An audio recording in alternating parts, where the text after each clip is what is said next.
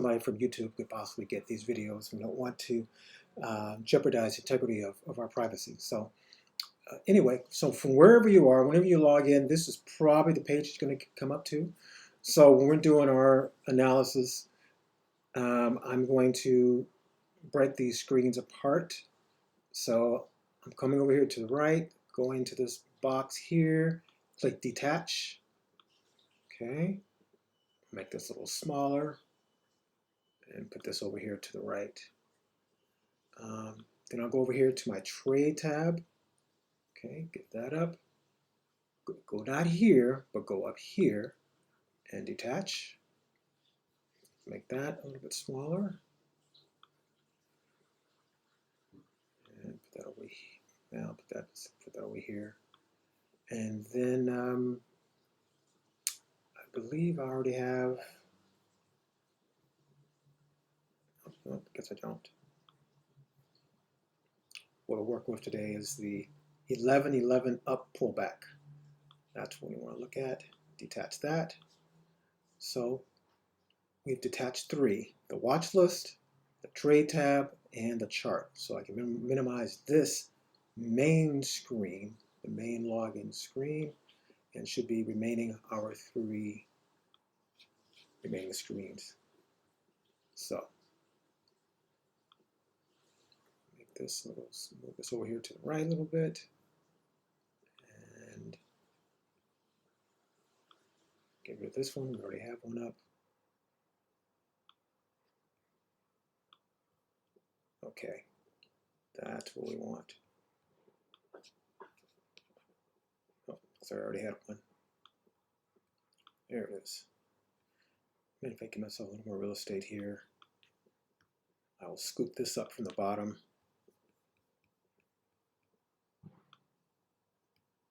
Should I say, we'll try. There we go. Scoop this up a little bit from the bottom. Scoop this over. And stretches out just a tad. Okay. So I'm going to filter the ones that are having the most significant pullback from that list that we created earlier a few hours ago. So there's looks like quite a few that are at least 1%. So I'm just going to look at the ones that are just 2% pullback and higher. So looks like the first half a dozen or so. All right, I'm going to click to the right of this here, this little chain link looking thing. Click on one. That's one. That's one. Okay, perfect.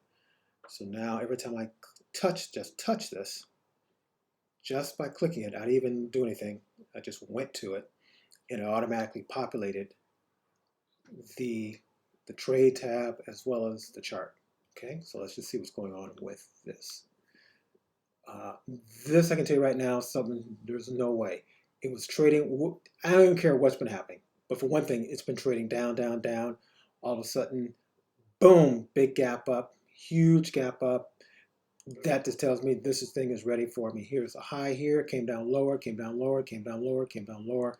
This thing could just easily go back down to here. So, you know, being from 12 to 12, $14 down to $8.50, that's a 50% drop, and it's not difficult to do, being it just was there a few days ago. So I'm not even going to take a look at that. Just get that out of here. Next one. Oh, and plus, remember again, this list is everything that is not in the healthcare industry. Don't want any healthcare stocks whatsoever, just a little bit too volatile. I need one of these charts up. Get the rest of this out of here. A little too volatile, especially with COVID. So much going on with drug stocks, so many companies anticipating, what's going to be the next big thing. So, and things can just drop like a big rock. Here again, something that just popped up. Let's get rid of this. This might be the same one. Okay, here's the next one. Here again, same thing. Popped up.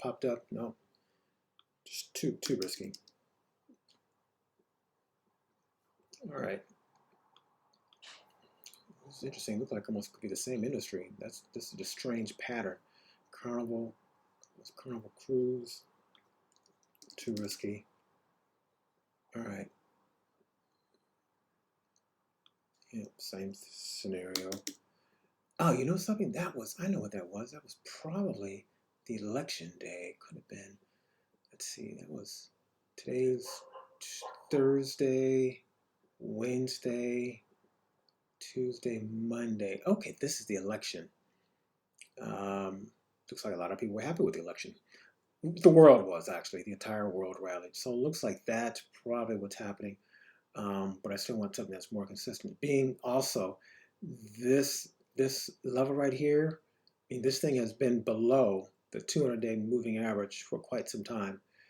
It's just now starting to break out, so that's just too risky. Just come out of here. Go to the next one. Still don't like what I'm seeing. I don't like that either. We're just looking for something smooth. Okay, we're not trying to hit a home run, and we're not trying to get a run over either. So, nope, just don't like that. Let's see. That's the sixth. The election was on the 4th. Didn't know anything the next morning, the 5th. Okay, and then that was probably Monday when we found out that the devil was defeated. So, still just too big of a gap, and followed by a huge pullback. So let's come out of here. Is that Apple? No. Okay. Nope, don't like that.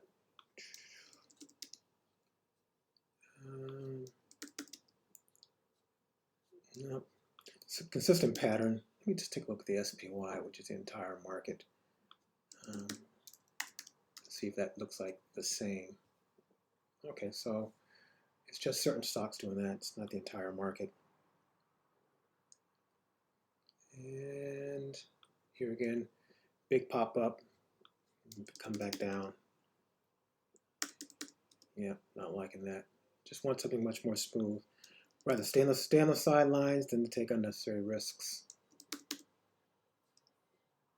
ING, nope, don't like that. Go to the next one. Nope. ING. Nope, nope, nope. Yeah, I'm not like any of these. Okay.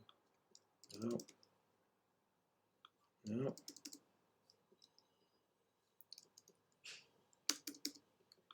Okay. I want to take a look at Twitter. I think it's TWTR. Okay, yeah. So I'm in Twitter actually. I'm going to take a look at that. See if there's some money in there for us. So it had a nice pop up here, came down to a big dip. It looks like it's returning from this substantial pullback. So let's just take a look at the numbers on Twitter. We'll zoom out a little bit and see what kind of level I possibly feel comfortable. 37 is just too close. I think I'm going to take it all the way back. Let's see, it was just 38. I'm going to look at, say, I'm just going to look at the 30 to $33 level. So basically that would mean trying to buy it for 30. Here again, how would I be buying it for 30? I'd be buying it for 30 because I would be actually buying it for 43.51, which it is right now, and selling a call which would bring in $10. So if I spend 43.51 and I bring in 10.50, that's costing me 30 bucks. All right, so let me take off of covered stock. Let me just go on a single. You should see it should be around. So there it is. So that's how we're getting to 30. We're buying something for $43.50, and we'd be taking in $13.50. So the difference between, you subtract $13.50 from $43.50. Okay, this is the premium we'd be taking in, $13.50, let's say, and it would be costing us $43. The difference between the two is $30. So we would effectively be buying this stock with the covered call combination. We would effectively be buying it for a net effective price of $30. So go back to covered stock and see at the $30, which of course is we're not taking hardly any risk. I mean, we're taking very little risk in doing this, and we're trying to see, if we're going to buy it for 30, or I should say, if we're going to buy the $30 covered call, we need to pay less than 30, like 29 something, which would be great. But it looks like we'd have to pay a little bit more than 30. Here again, I'm at 8 days left. It should be at the next month. That's where I want to be.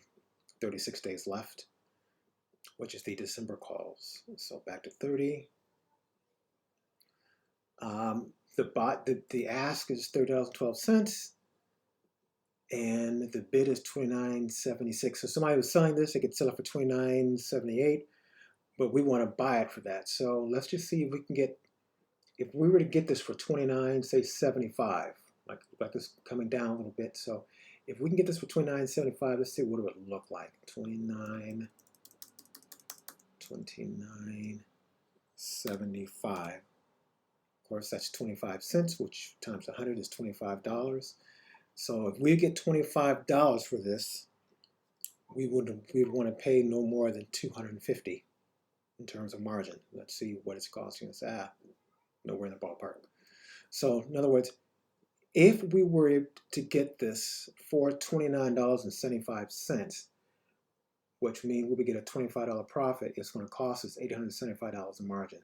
That is 2.5% return. So that's nowhere near enough. Let's see if I go $29.50. $29.50. Well, actually, I don't even need to go to $29.50 because I know what $29.50 would do. $29.50 would give us $50 return on $800. That's still not enough. We would need to get at least like $70 to justify, an $800 and some odd dollar margin, because that would give us about 9% return, which would mean we'd have to be buying this for $29.30, which is substantially less than what they're giving up. So you see there, we get 70, there'd be 830 we'd be giving up in terms of margin. So we're not going to make this trade. I just wanted to see, take a look and see what it's doing. Just no sense of putting our margin money out for several days, knowing that we're so far away. And in addition to that, we already have several things that are pending that are going to expire this coming Friday. So I'll give that, which is actually tomorrow. So I'll give that some time. In the meantime, I'll do another scan tomorrow morning and see if there's anything that looks decent. Let's do a couple more here. We've got a couple more that we can take a look at. Let's see if there's anything here. Discovery. I think that's a cruise line. Discovery Cruises. Let's take a look at the $15. Since that's quite volatile, it held here, it held here, it held here. So it looks like it has good support. Support meaning the area where it comes down to and bounces. That means where buyers start coming back in.